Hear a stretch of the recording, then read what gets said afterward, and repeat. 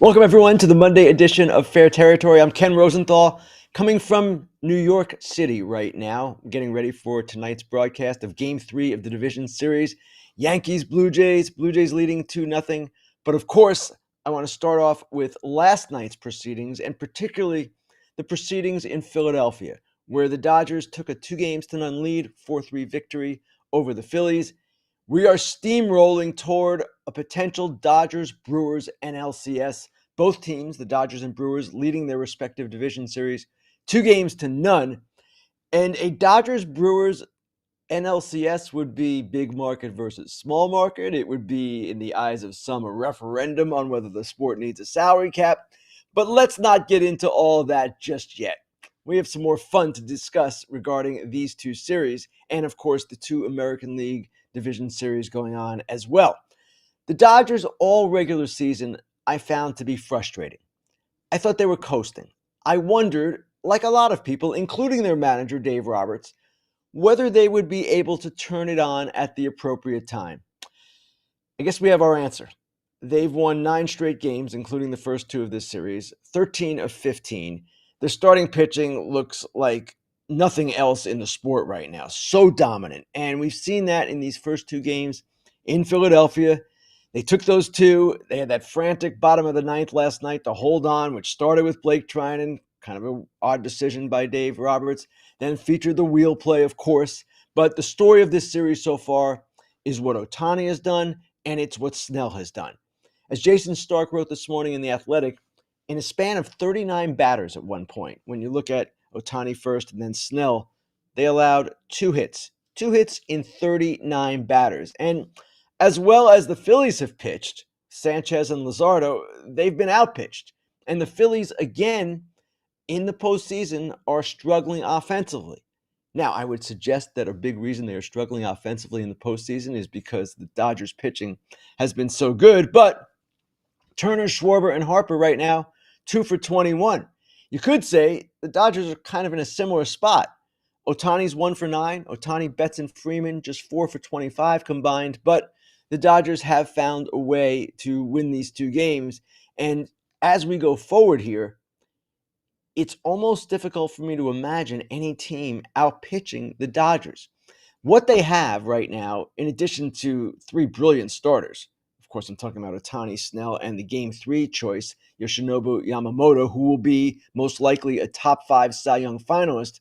We're also talking about a bullpen that, yes, has struggled, continues to struggle, but is currently fortified by 4 other starting pitchers. 4.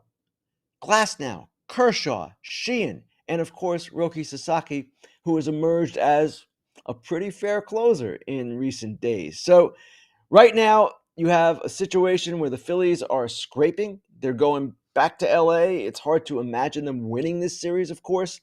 And then if the series ends at some point and the Phillies end up losing, there are going to be a whole lot of questions about the future of this team, how they're going to go forward.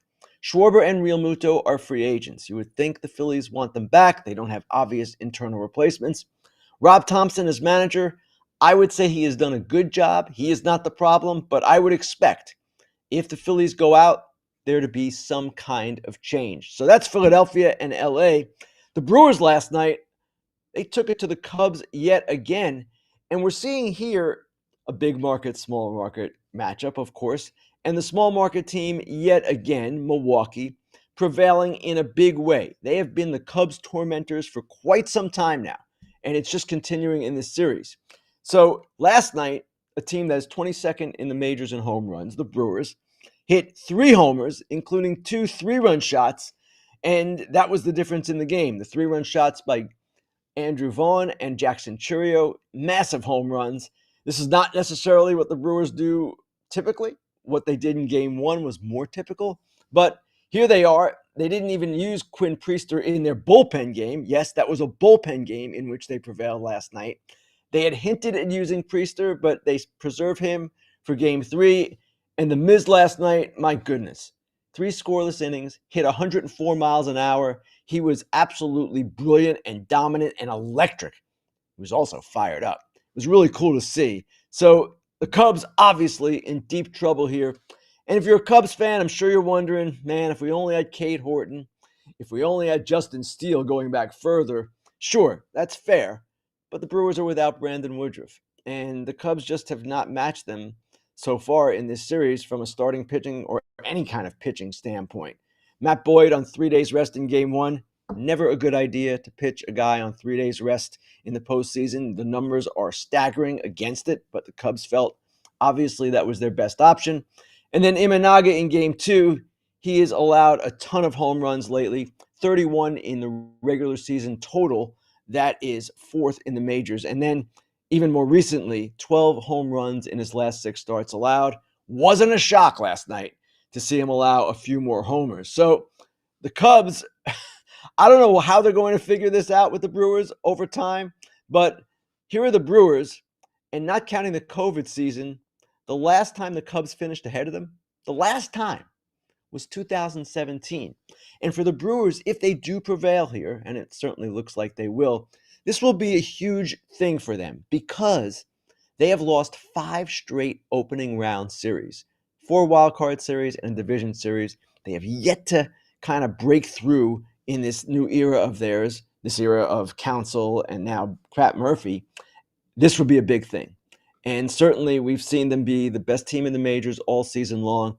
It seems to me now casual fans who might be watching this are seeing why. They do a lot of things really well. Brewers up 2-0 in that series. Now, the series I am on, the Yankees and the Blue Jays. We go to game 3 tonight at Yankee Stadium. The Blue Jays have outscored the Yankees 23-8 in this series, but it has all taken place at Rogers Center, where the Blue Jays were absolutely electric and brilliant and any other great adjective you might want to use in the first 2 games. I said this on Fair Territory yesterday. I'll say it again today. I do see a pathway for the Yankees to get back in this series. Obviously, it starts tonight. Rodon has to beat Shane Bieber.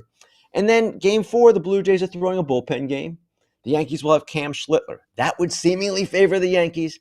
And then game 5, back in the Rogers Center, where the Yankees are 1-8, it would be Fried and Gossman. And who knows how Yesavage will be used, if at all, in games 4 or 5, coming off his brilliant 78-pitch performance on Sunday. But he is an option at some point, 4 or 5. All hands on deck in a game 5. And yes, the Yankees would have that Rogers stigma hanging over them, the 1-8 record. But at the same time, when you get to that point, if you get to that point, again, all bets are off. You've got a shot. So we'll see what happens tonight. It is a huge test for the Yankees, a huge test for Aaron Judge. As I wrote yesterday, Vladimir Guerrero in 2 days in those games at Rogers Center, in 2 days, produced more electrifying moments in the postseason than I think maybe Aaron Judge ever has.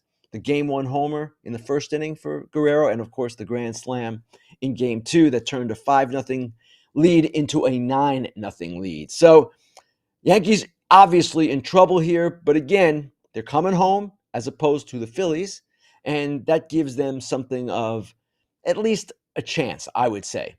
The other series, the final series we should discuss here, Mariners and Tigers. This has been an interesting series, low scoring. Both games decided by scores of 3-2.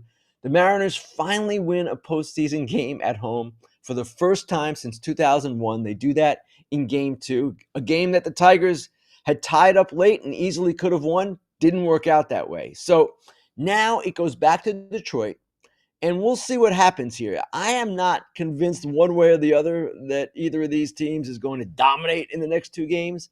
Tonight we have Logan Gilbert seemingly with a pitching advantage over Jack Flaherty, who has been at times brilliant and at times inconsistent. So this is a series that it seems like it's going to go longer than some of the others. Certainly when you're tied 1-1, that would be the obvious conclusion, Ken. But with Skubal looming still, and with the Mariners pitching being what it is, I would expect low-scoring games to continue, assuming Flaherty tonight is going to be the Jack Flaherty we saw at times in last year's postseason, at times during the regular season, but not always in either case. All right, we'll be right back after this with the Inside Dish. FT fam, let's talk about superpower. Eric Kratz is a proud Superpower customer, and he's going to give us more of the personal experience. But I'll just start it with this. You ever go to the doctor and the doc's just like, oh, drink more water? Are you looking for more data, more of a game plan? Superpower does that for you. They give you the experience that athletes get with teams. The lab results came back for me. Now it streamlines everything that I kind of had an idea of, but now it really lets me focus on the things that I'm deficient in, the things that I have good lab test results from, and I could go in that direction I want to go. Nutritional guidance, supplement suggestions, you name it. There's so much more info to check out at superpower.com. And you can lock in the special $199 price while it lasts after you sign up. They're going to ask you how you heard about them. Mention FT to support the show. Your biology decoded, your blueprint activated with Superpower.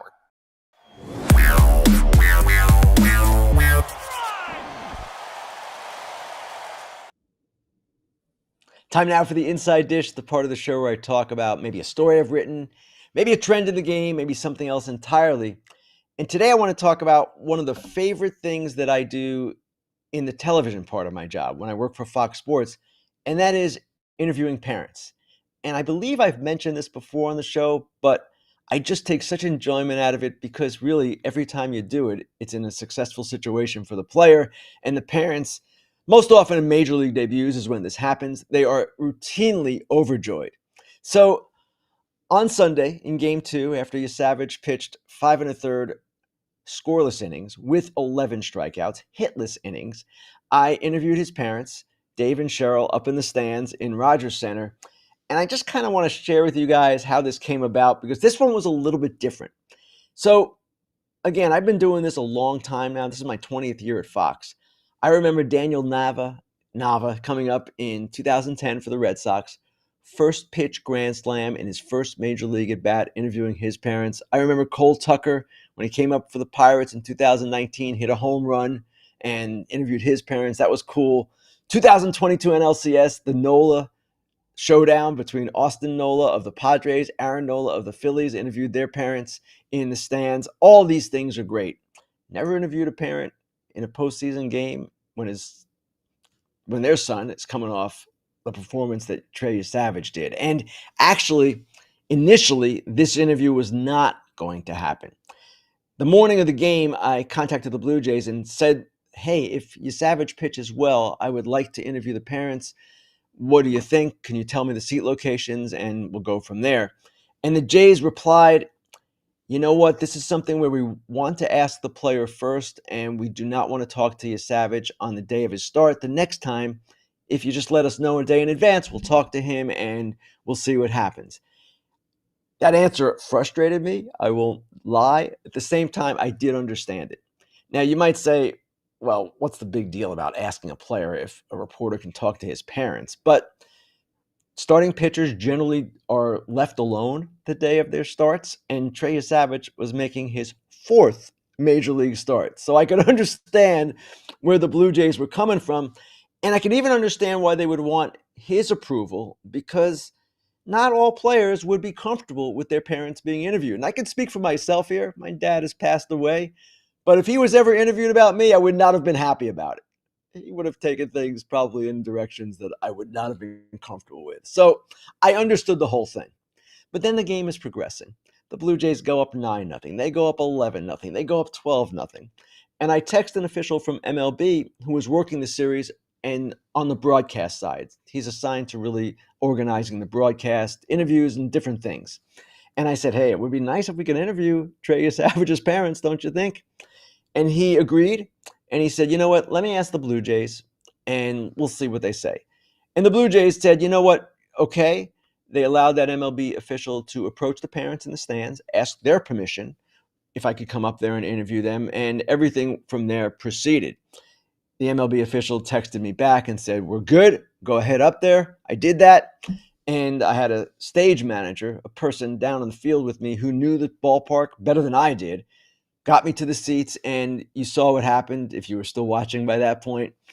Dave and Cheryl were great. And what was unusual about this interview, different than some of the others, usually it's conducted with the parents sitting down because the games are, I don't know, close and people are watching and they don't want to be standing up and blocking the view of others. But in this case, Dave Yesavage, Trey's dad, said, you know what? I want everybody up behind me, because there were family members, a lot of family members, it seemed like, behind him, and other people maybe from other Blue Jays families as well. So everybody stood. Dave stood, Cheryl stood, brother Cole stood. He's in college right now, but he was up. They had driven up from Pennsylvania for this. And you could see the excitement of the parents, hear the excitement of the parents. They gave great answers to the questions. They were regular people, as almost all baseball player parents are. And it was just a fun interview. So it was the kind of thing that kind of makes my job even more fulfilling. It's always fulfilling. It's always great. But again, that is maybe the favorite thing that I do, interviewing parents in joyous moments like that.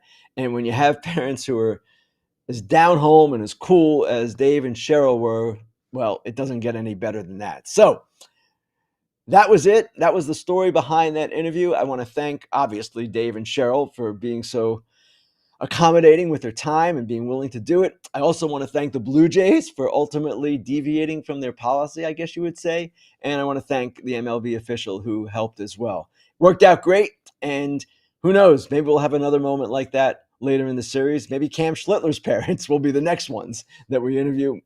But he's already, I don't know, pretty accomplished for a major league pitcher. Anyway, that is the Inside Dish. We'll be back with Grillin Ken right after this.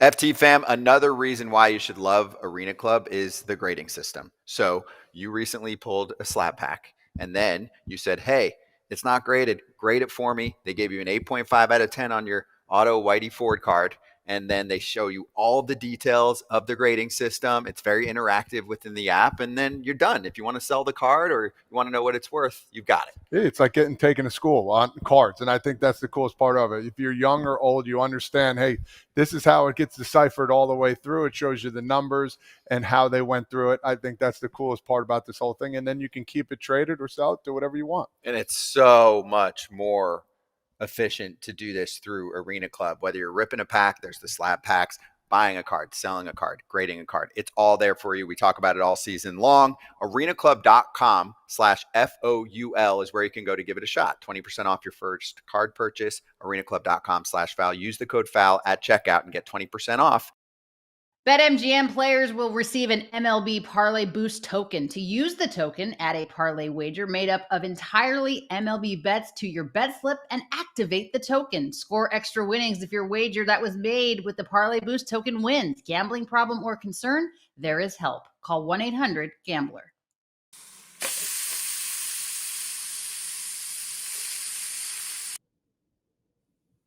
All right, we're back. We'll get to Grillin Ken in 1 second. But first, I want to address the ongoing situation regarding the managerial merry-go-round. Britt Garoli wrote about it today for The Athletic, and Britt, of course, did an outstanding job, as always.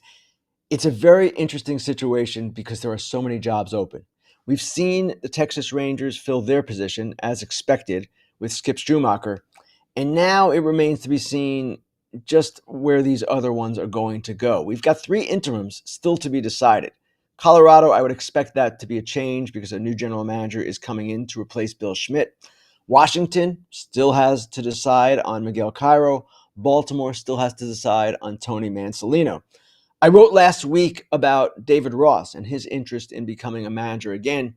And there are 2 jobs in particular that I think are the most appealing, and maybe 3. The most appealing right now of the ones open is Atlanta. I don't know that there's any question about that. Most everyone in the game expects the Braves to be back and back in a big way next season. They're going to do some things in the offseason, and they're also going to be healthier than they were. So I would expect that job to be one that is highly contested. I don't know and have no feel really for which way Alex Anthopoulos wants to go. Walt Weiss is certainly someone who has managed before. He was on Brian Snitker's staff, but I don't know that they want to have that kind of continuity. They might want to change. And Anthopoulos has not hired a manager in Atlanta. He's had Snitker the whole time. So he's going to probably want his own guy with his own stamp. That would be my expectation. Baltimore is another interesting job. And the Orioles, yes, they have work to do this offseason. They have to reconstruct virtually their entire bullpen. And more than anything, they need to find the top of the rotation starter that they didn't get last year.